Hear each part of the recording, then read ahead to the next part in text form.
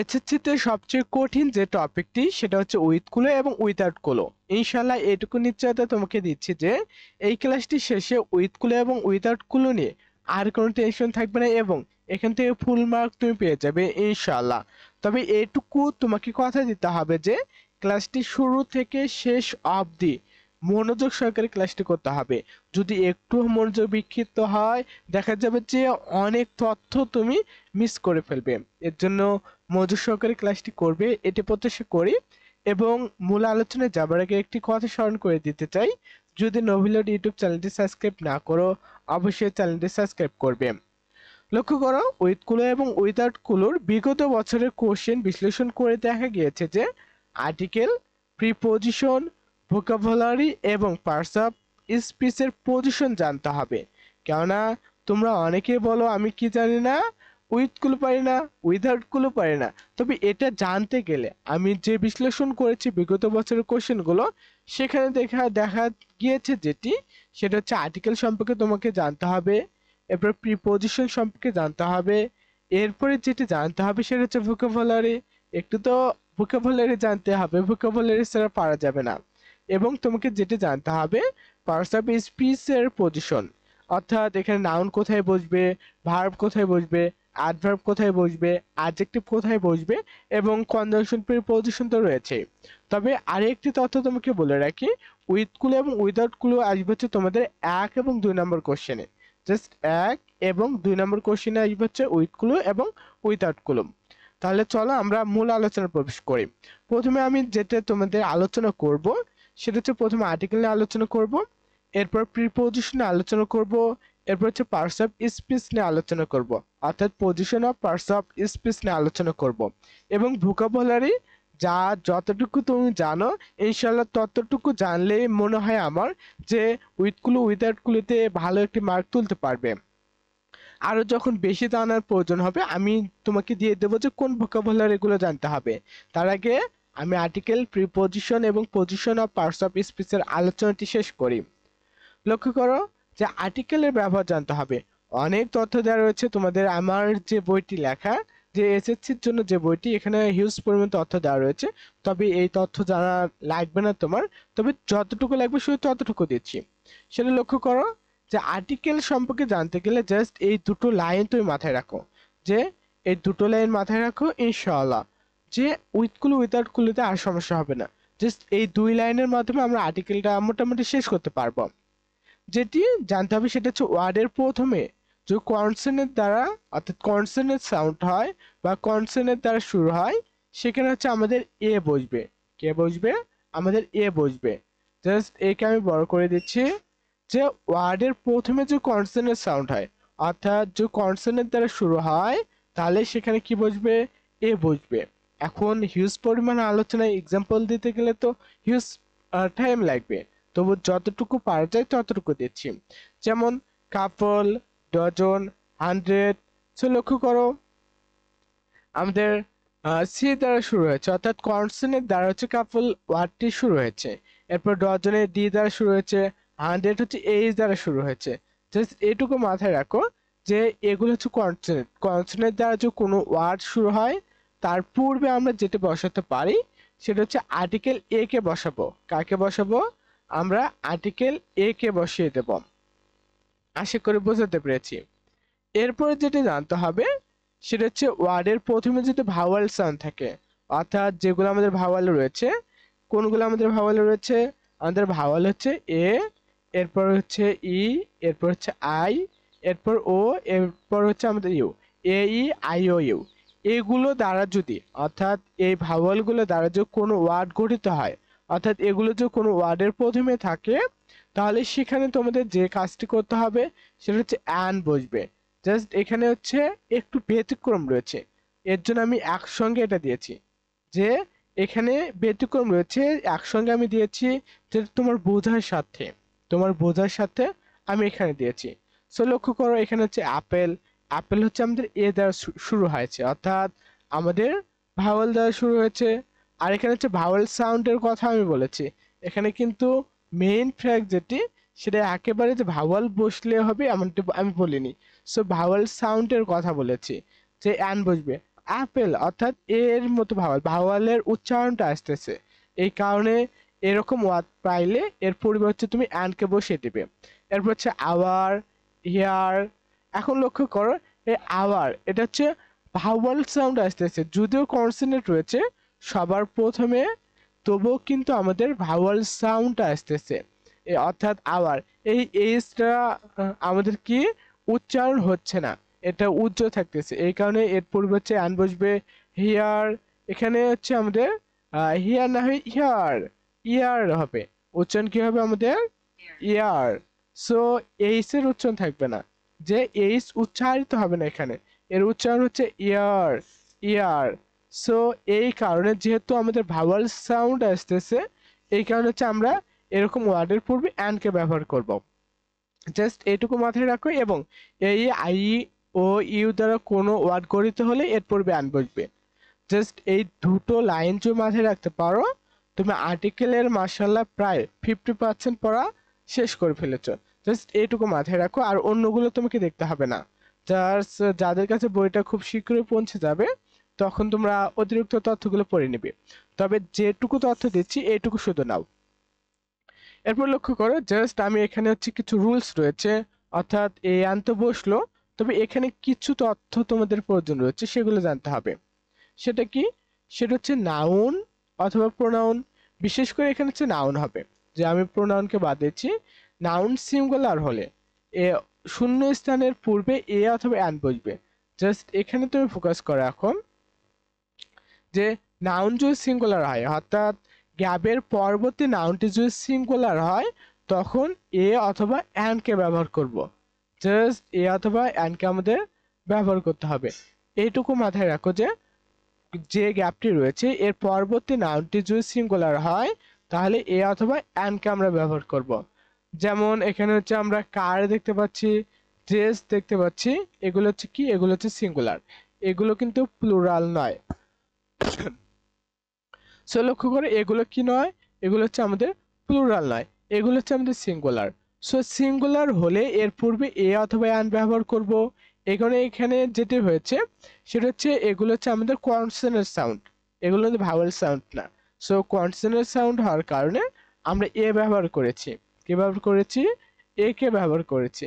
But এখানে হচ্ছে আমাদের, এখানে হচ্ছে আমাদের ভাওয়েল সাউন্ড আসতেছে। কোন সাউন্ড? Vowel sound. সো এখানে হচ্ছে এলিফ্যান্ট এসেছে, এবং সেই সাথে ই দ্বারা শুরু হয়েছে, অর্থাৎ ভাওয়াল দ্বারা শুরু হয়েছে, এই কারণে হচ্ছে আমাদের অ্যান্ড কে ব্যবহার করেছি। অর্থাৎ যে কথাটি বললাম না একটু আগে, যে তোমাকে অবশ্যই কনসোনেন্ট সাউন্ড এবং ভাওয়াল সাউন্ড নিয়ে একটু ধারণা রাখতে হবে। সো এরপর যেটা লক্ষ্য করতে হবে তোমাকে, জাস্ট 1 নম্বর রুলস, এটা হচ্ছে একটু দেখে নিবে এখন, যে আমি শুধু বললাম নাউন সিঙ্গুলার হলে শূন্য স্থানের পূর্বে এ অথবা অ্যান ব্যবহার হবে, এই অংশটুকু তুমি দেখে নিবে। এরপর যেটি তোমাকে জানতে হবে, জাস্ট এখানে আর দুটো আমি রুলস তোমাকে দিচ্ছি, এই দুটো রুলস অবশ্যই মাথায় রাখবে। সেটা হচ্ছে কমন নাউনের পূর্বে নির্দিষ্ট অর্থে দি বসে, যে কোনো কিছু নির্দিষ্ট করে বলে কমন নাউনের পূর্বে তুমি দি কে ব্যবহার করবে, আর্টিকেল দি কে ব্যবহার করবে। যেমন এখানে হচ্ছে river, the river flows through the ভিলেজে, নদীটি গ্রামটির মধ্য দিয়ে প্রবাহিত হয়েছে। সো এখানে রিভার, এখানে নদীটি নির্দিষ্ট অর্থে দি কে ব্যবহার করা হয়েছে। আর এখানে যদি অর্থাৎ কোনো কিছু পরিচিত জায়গা তুমি জানো এটা, তখন সেখানে দি কে ব্যবহার করবে, অর্থাৎ নির্দিষ্ট অর্থে। আর এখানে কিন্তু আমরা আর্টিকেল ব্যবহার করতে পারি, এ এবং অ্যান্ড কেও তো ব্যবহার করতে পারি, বাট করবো না, নির্দিষ্ট অর্থে আমরা দি কে ব্যবহার করব। শুধু এটুকু তুমি জেনে রাখো, নির্দিষ্ট অর্থে হচ্ছে তুমি দি কে ব্যবহার করবে, আর তেমন কোনো তথ্য এখানে জানা লাগবে না। এরপরে আমরা 3 নম্বর যে রুলসটা রয়েছে আর্টিকেলের, এটা জেনে আর্টিকেলটাকে আমি শেষ করে ফেলবো। সেটা হচ্ছে নাউন বা প্রোনাউনটি প্লুরাল হলে এর পূর্বে দি বসবে। জাস্ট এই অংশটুকু, যে সিঙ্গুলার হলে আমাদের যেটা হবে সেটা হচ্ছে আমাদের এ অথবা অ্যান বসবে, এরপর হচ্ছে প্লুরাল হলে দি বসবে। জাস্ট এখানে কি হবে, একটু পরিবর্তন করে দিচ্ছি, যে প্লুরাল, প্লুরাল হবে। জাস্ট এই অংশটুকু মাথায় রাখো, যে আর্টিকেল হবে দি তখনই বসবে যখন নাউন বা প্রোনাউনটি প্লুরাল হবে। জাস্ট এই অংশটুকু মাথায় রাখো, তাহলে ইনশাল্লাহ ক্লিয়ার হয়ে যাবে। সো গ্যাবের পরবর্তী যে ওয়ার্ডটি এটা হচ্ছে আমাদের একটি নাউন, এবং এই নাউনটি কি, এই নাউনটি হচ্ছে আমাদের প্লুরাল নাউন। এটা কোন নাউন, এটা হচ্ছে আমাদের প্লুরাল নাউন, যে স্টুডেন্টস। সো আর প্লুরাল নাউন হলে আমি কি বলেছিলাম, এর পূর্বে হচ্ছে দি কে ব্যবহার করবে, তখন এ অথবা অ্যান কে ব্যবহার করা সম্পূর্ণ নিষিদ্ধ। আর এটা নিয়ে কিন্তু আবার একটি ভিডিও হবে উইথ ক্লু উইদাউট ক্লু নিয়ে, সংক্ষিপ্ত আকারে পর্ব আকারে একটি ভিডিও আমি আপলোড করব। সো সেই ভিডিওটি যদি পেতে চাও অবশ্যই নোভেলিয়ট ইউটিউব চ্যানেলটি সাবস্ক্রাইব করবে। জাস্ট এই অংশটুকু, এই তিনটি রুলস আমি তোমাকে মনে রাখতে বলবো। তবে এই দ্বিতীয় নম্বর রুলসটি যদি কেউ বাদ দিতে চায়, আলহামদুলিল্লাহ কোনো সমস্যা হবে না। জাস্ট এই অংশটুকু মাথায় রাখো, তাহলে ইনশাআল্লাহ আর্টিকেলের যে ব্যবহার রয়েছে এটা শেষ হয়ে যাবে ইনশাআল্লাহ। এরপর লক্ষ্য করো, এরপরে আমি তোমাকে যেখানে নিয়ে যাব সেটা হচ্ছে প্রিপোজিশনের ব্যবহার। সবগুলোই তো লাগবে না, আর সব তথ্য যদি দিতে চাই ক্লাসটি দেখা যাবে যে 2-4 ঘন্টার বেশি টাইম লাগবে। সেক্ষেত্রে আমি যাচ্ছি সংক্ষেপে যতটুকু দেওয়া যায়, আর যেগুলো দিলেই হয়ে যাচ্ছে এর চেয়ে বেশি না জানাই বেটার। সো জানার তো অনেক সময় পাবা, সো সেই সময় একটু দেখে নেবে। সো প্রিপোজিশনের ব্যাপারটি দেখতে হবে, অর্থাৎ তোমার এসএসসি আমি বিগত বছরের কোশ্চেনগুলো অ্যানালাইসিস করে দেখেছি যে যে by, of, with, for, in, on, from এবং অ্যাট, এই প্রিপোজিশনগুলো সবচেয়ে বেশি আসে। এবং এখানে আরেকটা আমি অ্যাড করব, সেটা হচ্ছে টু। জাস্ট এই কয়েকটি, যে বাই, এরপর হচ্ছে of, with, for, in, on, from, to এবং অ্যাট। জাস্ট এই কয়েকটি প্রিপোজিশন হচ্ছে ঘুরে ফিরে আসে। জাস্ট তোমাকে আমি যেটা বলবো, প্রিপোজিশনের আলোচনাটি শুরু বা শেষ করার পূর্বেই তুমি অবশ্যই এই কয়েকটি প্রিপোজিশন মুখস্থ করে নেবে, যে বাই একটি প্রিপোজিশন, অফ একটি প্রিপোজিশন, উইথ একটি প্রিপোজিশন, ফর একটি প্রিপোজিশন, ইন একটি প্রিপোজিশন, অন একটি প্রিপোজিশন, ফ্রম একটি প্রিপোজিশন, টু একটি প্রিপোজিশন এবং অ্যাট হচ্ছে আরেকটি প্রিপোজিশন। যে এগুলো মাথায় রাখবে, যে এগুলো হচ্ছে প্রিপোজিশন। জাস্ট তোমাকে আমি এগুলো মাথায় রাখতে বলছি, আর তেমন কোনো কাজ তোমাকে করতে হবে না। আশা করি বোঝাতে পেরেছি। এখন প্রিপোজিশনের এই আলোচনাটুকু জাস্ট মনোযোগ সহকারে করতে হবে, তা না হলে হয়তোবা অনেক ক্ষেত্রে বুঝতে পারবে না। তবে প্রিপোজিশনের আলোচনাটুকু আমি জাস্ট তোমাকে তথ্যগুলো দিচ্ছি, ভালোভাবে নোট করে নেবে। দেখো, ফর এর ব্যবহার, ফর কি জন্য ব্যবহার হবে, কোথায় ব্যবহার করব আমরা। সো ফর এর ব্যবহার জানতে হবে, সেটা হচ্ছে জন্য অর্থে হচ্ছে ফরকে ব্যবহার করা হয়। এসএসসিতে জন্য অর্থে সবচেয়ে বেশি ব্যবহার করা হচ্ছে ফরকে। আর এখানে হচ্ছে যেগুলো বলবো, আর হচ্ছে কারণ বোঝাতে, জাস্ট কারণ বোঝাতে এবং জন্য অর্থে হচ্ছে আমাদের প্রিপোজিশন ফরকে ব্যবহার করে থাকি। যেমন what can I do for you, যে আমি আপনার জন্য কি করতে পারি। এখানে জন্য অর্থে এসেছে, যে আই ডু আমি করি, করি ফর ইউ তোমার জন্য, যে অর্থাৎ আমি তোমার জন্য কি করতে পারি। জাস্ট যে হোয়াট অর্থ কি, ক্যান অর্থ পারা, যে what can I do for you, আমি তোমার জন্য কি করতে পারি। সো এই জন্য এখানে হচ্ছে আমরা ফর কে নিয়েছি, প্রিপোজিশন ফর এই কারণে বসেছে। আর একটি হচ্ছে কারণ বোঝাতে, যে Russia is famous for its mango, যে রাজশাহী আমের জন্য বিখ্যাত। সো কারণ বোঝাতেও আমরা কি করব, ফর কে ব্যবহার করব, কারণ বোঝাতে ফর কে ইউজ করব। সো আর বাকি যেগুলো রয়েছে, বাকি এগুলো আর লাগবে না।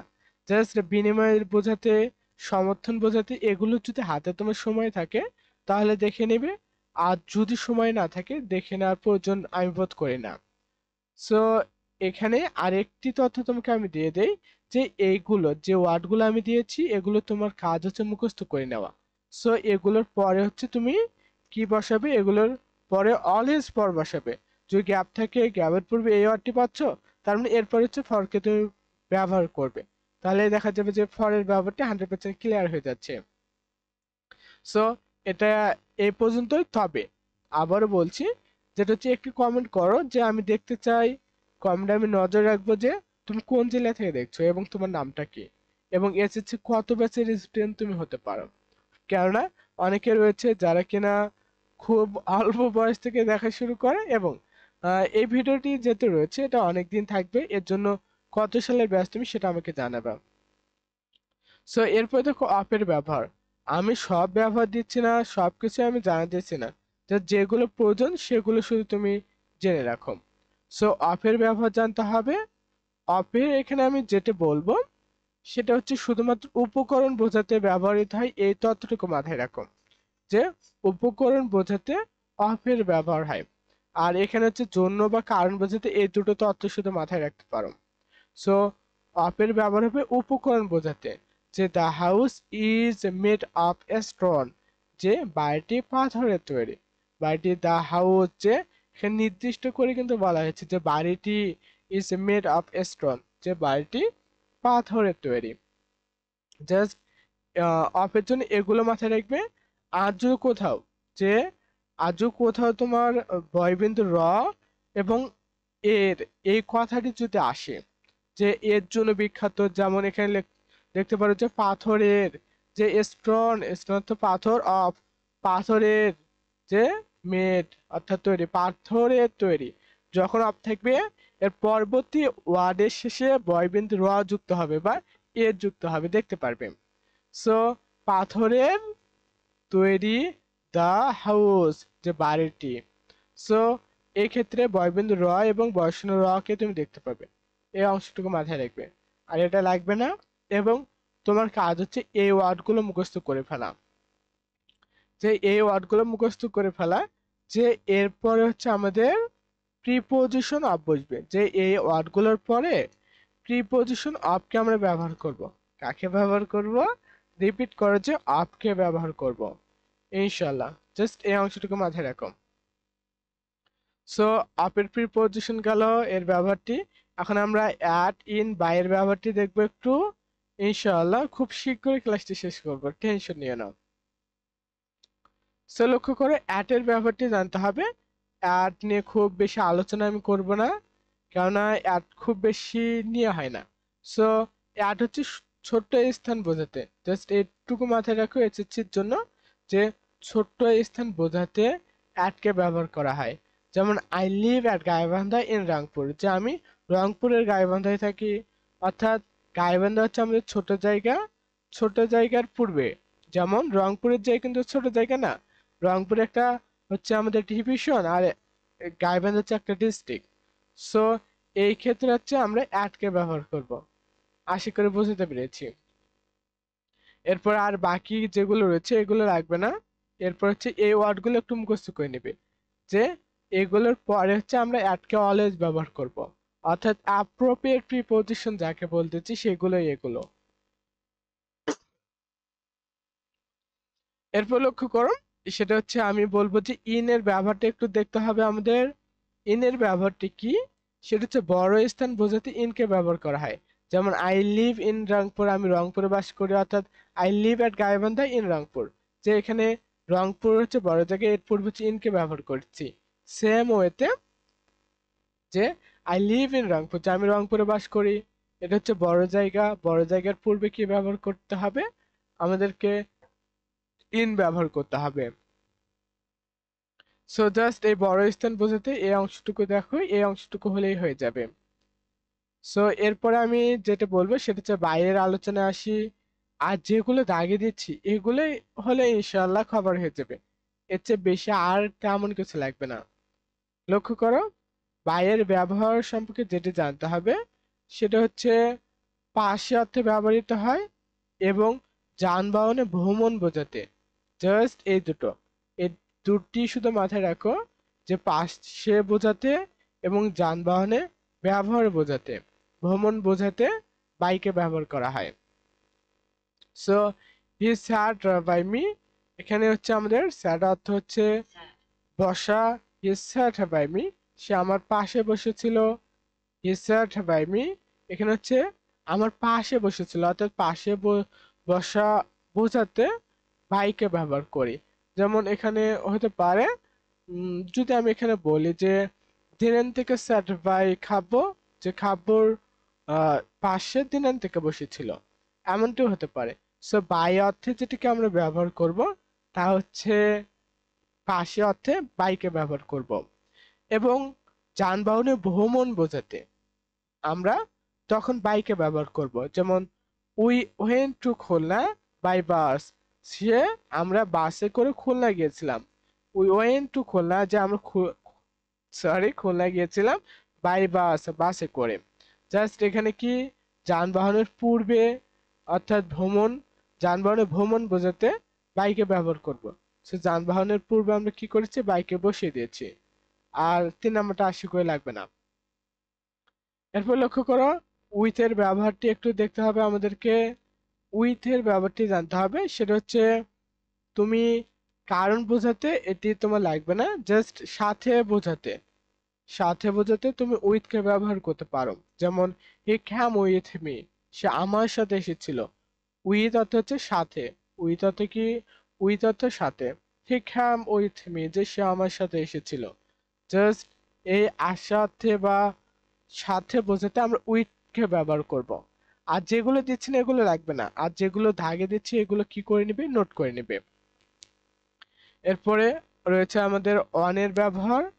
জাস্ট এখানে অন এর ব্যবহার আমি যেটা তোমাকে বলবো এটা তেমন কিছু লাগবে না, জাস্ট সীমানা উপর বোঝাতে, যে সীমানার উপর বোঝাতে তুমি কি করবে, অন কে ব্যবহার করবে। যেমন the Buriganga is on the south of Dhaka, যে বুড়িগঙ্গা ঢাকার দক্ষিণে অবস্থিত বা সীমানার উপরে অবস্থিত। যে Buriganga is on the south of Dhaka, যে দক্ষিণে অবস্থিত। সো সীমানার উপর, যে দক্ষিণে অর্থাৎ সীমানার উপরেই তো বোঝাতেছে যে বুড়িগঙ্গাটি দক্ষিণে অবস্থিত, যে ঢাকার দক্ষিণে অবস্থিত। সো সীমানা বোঝাতে কি করবে, অনকে ব্যবহার করবে। এরপরে মা বার তারিখ দিবসের পূর্বে, এটা তেমন ইম্পর্টেন্ট না, তবে এটা একটু দেখে রাখতে পারো, যে এটা তুমি দেখে নেবে যে বার তারিখ এবং দিবসটা একটু দেখে নেবে। দেখে নিলে ইনশাল্লাহ অনের ব্যবহারটি শেষ হয়ে যাবে। যেগুলো দিচ্ছি সেগুলো শুধু দাগিয়ে নাও, আর অন্যগুলো দাগার কোনো প্রয়োজনীয়তা আমি বোধ করি না। সো এবং আমাদের জাস্ট এই দুটির মাধ্যমে আমরা প্রিপোজিশনকে শেষ করে দেব। কি করব, আমরা শেষ করে দেবো ইনশাল্লাহ। সো লক্ষ্য করো ফর্মের ব্যবহার কি হবে, জাস্ট এখানে হচ্ছে দূরত্ব বোঝাতে, জাস্ট এই অংশটুকু নাও, যে দূরত্ব বোঝাতে ফর্মকে ব্যবহার করা হবে। কিসের ক্ষেত্রে, দূরত্ব বোঝাতে জাস্ট হচ্ছে কি ফর্মকে ব্যবহার করতে হবে। যেমন the school is 5 kilometre from my home, যে আমার স্কুলটি, দ্য স্কুলটি 5 কিলো আমার বাসা থেকে 5 কিলোমিটার দূরে। So 5 kilometre from my home, যে আমার বাসা থেকে 5 কিলোমিটার দূরে। অর্থাৎ দূরত্ব বোঝাতে আমরা কি করব, ফ্রমকে ব্যবহার করব। এরপর টুর ব্যবহার রয়েছে। টুর ব্যবহারের ক্ষেত্রে আমি যেটা বলবো সেটা জাস্ট কি করবে, কোন স্থানে আসা এবং যাওয়া বোঝাতে। জাস্ট এই দুটি দেখে নাও, যে কোন স্থানে আসা এবং যাওয়া বোঝাতে আমরা টু কে ব্যবহার করব। যেমন I am going to school, আমি স্কুলে যাচ্ছি। জাস্ট এইটুকু মাথায় রাখো, I am going to school, আমি স্কুলে যাচ্ছি। যে কোনো একটি স্থানে যাওয়া বোঝাতে আমরা কি করব, টু কে ব্যবহার করব। সো এরপর লক্ষ্য করো হি ক্যাম টু বাংলাদেশ ইন 1971, যে সে 1971 সালে বাংলাদেশে এসেছিল। এখানে হচ্ছে স্কুলে যাওয়ার পূর্বে অর্থাৎ বোঝাতে, যাওয়া বোঝাতে আমরা টু কে ব্যবহার করেছিলাম। এরপরে হচ্ছে এখানে হচ্ছে আসা বলতে, হি ক্যাম টু বাংলাদেশ ইন 1971, তো সে 1971 সালে বাংলাদেশে এসেছিল। সো এখানে আমরা টু কে ব্যবহার করব। আশা করে বুঝতে পেরেছি। জাস্ট এই অংশটুকু দেখে নাও, এবং এই যে যে শব্দগুলোর পর অলওয়েজ হচ্ছে টু বসে, এইগুলো একটু তুমি দেখে নাও। এইগুলো হচ্ছে তোমাকে একটু আমি দেখতে বলবো, এগুলো অবশ্যই দেখে নাও, কেননা এগুলোর পরে মোস্ট অফ দ্য টাইম হচ্ছে টু বসে। অর্থাৎ এই ওয়ার্ডগুলোর পরে যদি কোনো গ্যাপ থাকে, ফিল ইন দ্য গ্যাপ থাকে, তখন তুমি জাস্ট টু কে বসিয়ে দিবে। এখন লক্ষ্য করো আমরা প্রায় আর্টিকেল, যে আর টি আর্টিকেল এবং প্রিপোজিশনকে আমরা দেখতে পেলাম। যে আর্টিকেল এবং আমরা প্রিপোজিশনের ব্যবহারটি দেখেছি। এখন যেটি দেখবো সেটা হচ্ছে পার্টস অফ স্পিচের ব্যবহার বা অবস্থান। জাস্ট এর মাধ্যমে কি হয়ে যাবে, পার্টস অফ স্পিচের অবস্থান দেখার মাধ্যমে আমাদের উইথগুলো উইথাউটগুলো শেষ হয়ে যাবে এবং আমরা কি করব, এরপর হচ্ছে প্র্যাকটিস করব। আমি যে কথাটি বলছি এরপর হচ্ছে আমরা প্র্যাকটিস করব, যে প্র্যাকটিসের মাধ্যমে দেখব যে এটা কি আসলেই পসিবল। ইনশাল্লাহ, যে আর্টিকেল প্রিপোজিশনের ব্যবহার শেষ, পার্টস অফ স্পিচের অবস্থান দেখতে হবে, ইনশাল্লাহ এরপর হচ্ছে আমরা প্র্যাকটিসে চলে যাব।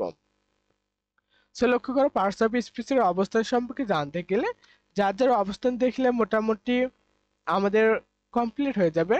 সেটা হচ্ছে নাউন, এরপর আমাদের জানতে হবে ভার্ব, এরপর হচ্ছে অ্যাডজেক্টিভ, এরপরে যেটি জানবো সরি অ্যাডজেক্টিভ, এরপর হচ্ছে অ্যাডভার্ব, এরপরে আর তেমন কিছু লাগে না যদিও।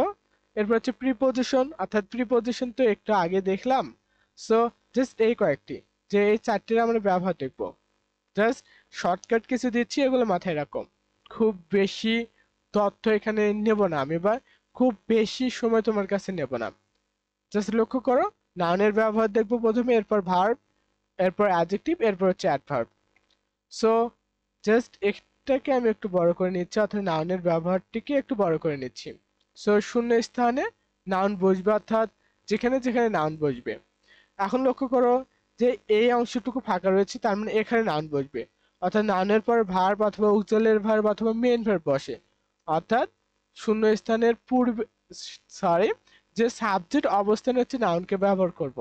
যে এখানে হচ্ছে নাউনকে তখনই ব্যবহার করব যখন এরপর ভার্ব থাকবে অথবা অক্সিলারি ভার্ব থাকবে অথবা মেইন ভার্ব থাকবে। এরপর লক্ষ্য করো, আর্টিকেল এবং প্রিপোজিশনের মাঝে একটি ওয়ার্ড হলে আমরা সেখানে নাউনকে ব্যবহার করব। এরপরে অ্যাডজেক্টিভ এবং প্রিপোজিশনের মাঝে একটি ওয়ার্ড হলে আমরা নাউনকে ব্যবহার করব।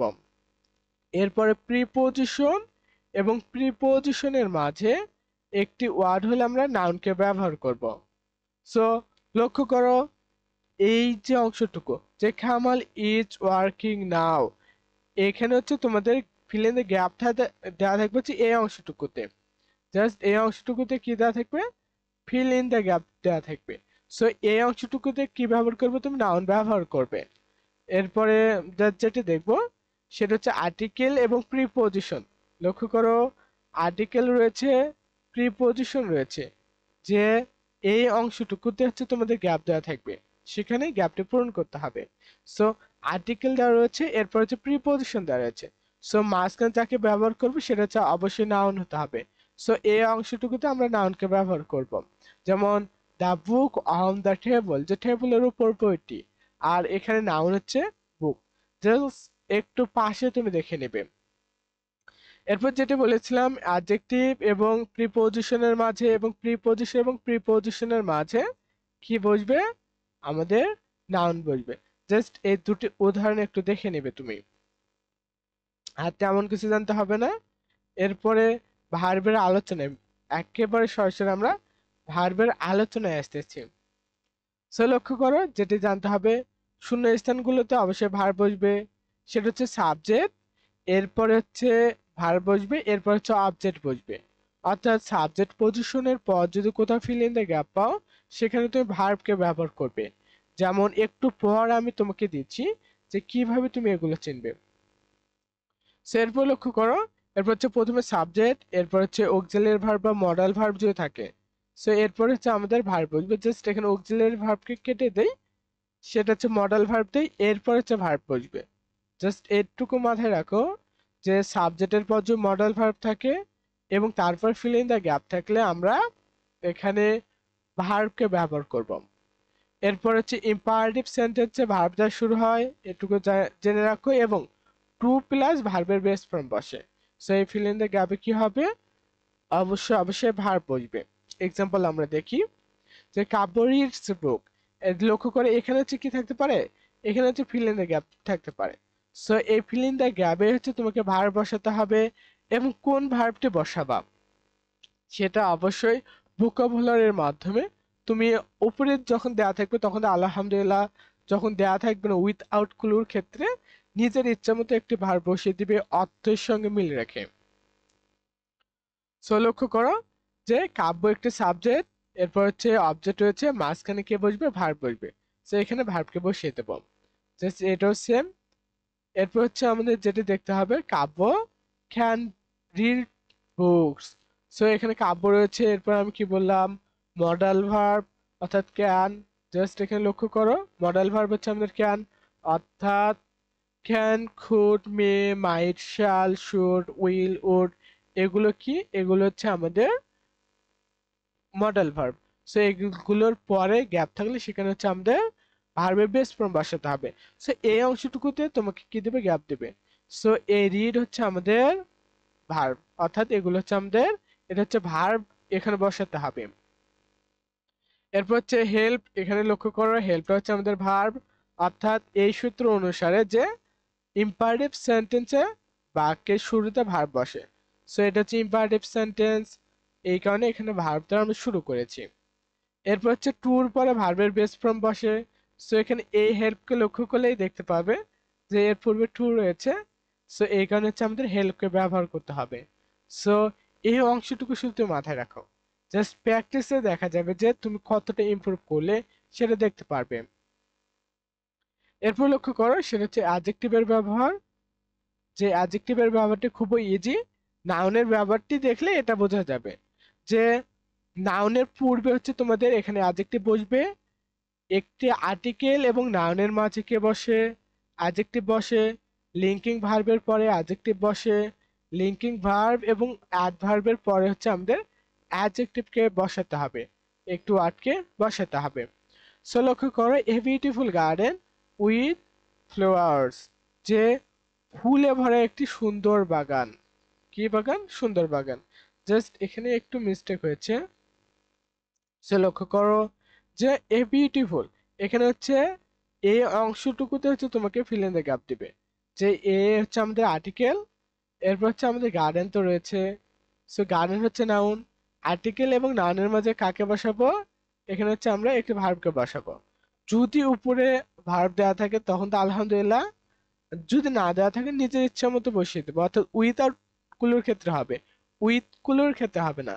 যেটা কুলো দেয়াই থাকবে সেখানে হচ্ছে জাস্ট উপরে যা দেওয়া থাকবে সেটাকে একটু এনে মডিফাই করা গেলে মডিফাই করব, না করা গেলে যা রয়েছে তাই বসবে। সো এটা হচ্ছে আমাদের অ্যাডজেক্টিভ। সো এরপর আমরা যেটি দেখব সেটা হচ্ছে আর্টিকেল এবং নাউনের মাঝে, জাস্ট এটাই তো দেখলাম, যে এটাই দেখলাম আর্টিকেল এবং নাউনের মাঝে অ্যাডজেক্টিভ বসে। এখানে এই প্রথম সূত্রটা কার্যকর হয় যে যে নাউনের পূর্বে কে বসে, অ্যাডজেক্টিভ বসে, এটাও কিন্তু কার্যকর হয়ে যাচ্ছে, আর লাগবে না। এরপর লিঙ্কিং ভার্বের পর অ্যাডজেক্টিভ বসে, যেমন হি ইজ অনেস্ট, সে হয় সৎ। লিঙ্কিং ভার্বটা কি সেটা একটু বলি, সেটা হচ্ছে আমাদের লিঙ্কিং ভার্ব এমন একটি ভার্ব যে ভার্বের পূর্বে সাবজেক্ট অনুসারে হচ্ছে পরবর্তী অবজেক্টকে পরিপূরক হিসেবে কাজ করাতে হয়।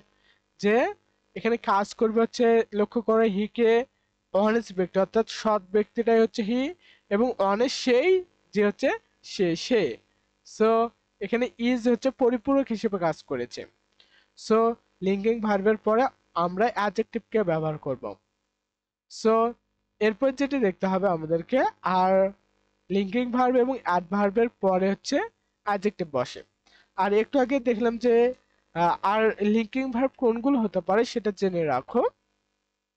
লিঙ্কিং ভার্ব হতে পারে অ্যাম হতে পারে, অর্থাৎ বি ভার্ব গুলো লিঙ্কিং ভার্ব হতে পারে, এরপর সেমস হতে পারে, বিকামস হতে পারে, এগুলো হচ্ছে লিঙ্কিং ভার্ব। সো লক্ষ্য করো, দ্য ম্যান ইজ ভেরি, যে লিঙ্কিং ভার্ব রয়েছে, আর জন্মগতভাবেই তো ভ্যারি হচ্ছে আমাদের অ্যাডভার্ব। ভ্যারি কি, ভ্যারি হচ্ছে আমাদের জন্মগতভাবে অ্যাডভার্ব। সো জন্মগতভাবে অ্যাডভার্বের পরে কি বসেছে, স্ট্রং নাও, যে লোকটি এখন খুব শক্তিশালী। সো এখানে যেটি প্রকাশ পেয়েছে যে লোকটির একটি গুণ প্রকাশ পেয়েছে, যে শক্তিশালী একটি হচ্ছে গুণ। সো গুণকে আবার মডিফাই করেছে কি, ভ্যারি, যে খুবই, এটা তো অবশ্যই অ্যাডভার্ব, এবং স্ট্রংটা হচ্ছে আমাদের অ্যাডজেক্টিভ। সো এই অবস্থানে তোমাকে দেওয়া থাকবে হচ্ছে ফিল ইন দ্য গ্যাপ দেওয়া থাকবে, তোমাকে এটা পূরণ করতে হবে। জাস্ট এটা গেল। এবং অ্যাডভার্বের আলোচনা থেকে মোটামুটি আমাদের আলোচনা শেষ হয়ে যাবে ইনশাল্লাহ। জাস্ট সাথে থাকা আর একটু সময়। দেখা যাচ্ছে তোমরা যে কাজটি করো, যে লক্ষ্যে পৌঁছানোর পূর্ব মুহূর্তে হাল ছেড়ে দাও। জাস্ট আমাদের আলোচনা শেষের দিকে হয়তো আর কয়েক মিনিটের আলোচনা রয়েছে, এর মাঝেই দেখা যাবে যে অনেকে শুরু থেকে শেষ অবধি থাকতে পারবে না। যা তোমরা এই ক্লাসের এইখানে উপস্থিত হয়েছ, সো তোমরা অবশ্যই তোমার নাম এবং জেলার নামটি কমেন্টে জানাবা, এবং কোনো প্রয়োজন হলে অবশ্যই আমাকে নক দিবা, অর্থাৎ জানার বিষয়ে। তবে এমন কোনো বিষয় আবদার করবে না যা দিতে পারবো না। যেমন হ্যাঁ, অনেক কিছু রয়েছে যেগুলো পরে শেয়ার করব। তবে যেটা বলছিলাম আমি, সফল তো সেই হয় যে কিনা শুরু থেকে শেষ অব্দি লেগে থাকে। জীবনে অনেকে দেখেছি যার লেগে না থাকার কারণেই ব্যর্থ হয়েছে। সেই দলে যদি তুমি নিয়ে না থাকতে চাও, অবশ্যই অবশ্যই শুরু থেকে, অর্থাৎ যে কোনো কাজ হতে পারে, এটা শুধু আজকের এই ক্লাসটি তা না, যে কোনো কাজে তোমাকে অবশ্যই লেগে থাকতে হবে। লেগে থাকলেই দেখা যাবে যে তুমি সফল হবে। কতজনকে তো দেখা গিয়েছে যে লেগে না থাকার কারণে সফল হতে পারেনি। আমরা যদি এই বাল্ব আবিষ্কারের একটি গল্প বলি, সেটা হচ্ছে এই বাল্ব যে আবিষ্কারের একটি ইতিহাস রয়েছে, যে সে প্রায় বাল্ব আবিষ্কারের পূর্বে ৯,৯৯৯ বার ব্যর্থ হয়েছিল। এটা তার নামটা আমার এই মুহূর্তে মনে নেই। সো তিনি যদি ৯,৯৯৯ বার ব্যর্থ হয়েছে, এরপর সফল হয়েছে। তুমি না হয় কয়েকবার ব্যর্থ হলে এরপর তো সফল হবে। তবে লক্ষ্য করো, তিনি যদি ৯,৯৯৮ বার কাজটি করে থেমে যেত, তাহলে কি আজকের এই আধুনিক দুনিয়ায় যে আমরা বাল্ব বলি, হিসেবে চিনি, লাইট, এগুলোকে আমরা পেতাম না। সো ধারাবাহিকতা থাকতেই হবে। ব্যর্থটা হচ্ছে সফলতার একটি চাবিকাঠি। ব্যর্থ হয়েছো মানে তুমি সফলতার প্রতি এক ধাপ এগিয়ে গিয়েছো। অবশ্যই ব্যর্থ হতে পারো, তার মানে এই না সফল হবে না। সফল তারাই হবে যারা কিনা শুরু থেকে শেষ অব্দি লেগে থাকবে। লক্ষ্য করো যে অ্যাডভার্ব কোথায় কোথায় বসবে। ভার্বের পরে হচ্ছে আমাদের অ্যাডভার্বকে ব্যবহার করব। অক্সিলারি ভার্ব এবং প্রিন্সিপাল ভার্বের মাঝে অ্যাডভার্বকে ব্যবহার করব। আবারও বলছি, এগুলো একটু অ্যাডভান্স লেভেলের আলোচনা, যে অক্সিলারি ভার্ব এবং প্রিন্সিপাল ভার্বের মাঝে হচ্ছে আমরা অ্যাডভার্বকে ব্যবহার করব। এরপর লক্ষ্য করো, সাবজেক্ট এবং প্রিন্সিপাল ভার্বের মাঝে হচ্ছে কাকে ব্যবহার করব, অ্যাডভার্বকে ব্যবহার করব। একটু সেম শোনাতে পারে, একই রকম মনে হতে পারে, তবে একই না। যে এখানে প্রথমে অক্সিলারি ভার্ব থাকবে, এর পূর্বে তো সাবজেক্ট থাকবেই, সাবজেক্টের বিষয়টা বাদ দিচ্ছি। সো প্রিন্সিপাল ভার্ব এবং অক্সিলারি ভার্বের মাঝে তুমি অ্যাডভার্বকে ব্যবহার করতে পারো। এরপর হচ্ছে সাবজেক্ট এবং প্রিন্সিপাল ভার্বের মাঝে অ্যাডভার্ব বসবে। এরপর হচ্ছে সাবজেক্ট, লিঙ্কিং ভার্ব, এরপর হচ্ছে অ্যাডজেক্টিভের মাঝে অ্যাডভার্ব বসে। সো এগুলো মোটামুটি সেম, এই তিনটে আলোচনায় মোটামুটি সেম। যে এক্সাম্পলে গেলে দেখা যাবে যে তিনটির এক্সাম্পল কিন্তু একটি দিয়ে দিতে পারবো আমরা। এরপর হচ্ছে মেইন ভার্ব, এরপর হচ্ছে অবজেক্ট, এরপর হচ্ছে অ্যাডভার্ব বসে। জাস্ট তোমার কাজ কি, এই শর্টকাট গুলো যেগুলো দিলাম না, এগুলো মুখস্থ করে ফেলা, মাথায় অলওয়েজ সেট করে রাখা। যখন গ্যাপ পূরণ করতে যাব, যখন তোমাকে আমি বলবো এটা কিভাবে হবে, তখন অবশ্যই সাড়া দিবে। আর আমার এই পিডিএফ, অর্থাৎ এই যে ক্লাসটি নিচ্ছি, এইরকম যদি কারো কাছে শীট পেয়ে থাকো, অবশ্যই আমাকে নক দিয়ে দিবে। অনলাইনের যুগে পাইরেসি হওয়াটা খুবই স্বাভাবিক। সো কেউ যদি পেয়ে থাকে, আমার এই শীটটা যদি কারো কাছে থেকে থাকে, এমন যদি কারো ভিডিও দেখো, আমাকে তুমি জানাবা। তার বিরুদ্ধে যেটুকু পদক্ষেপ গ্রহণ করা যায় সেটুকু করবে ইনশাল্লাহ।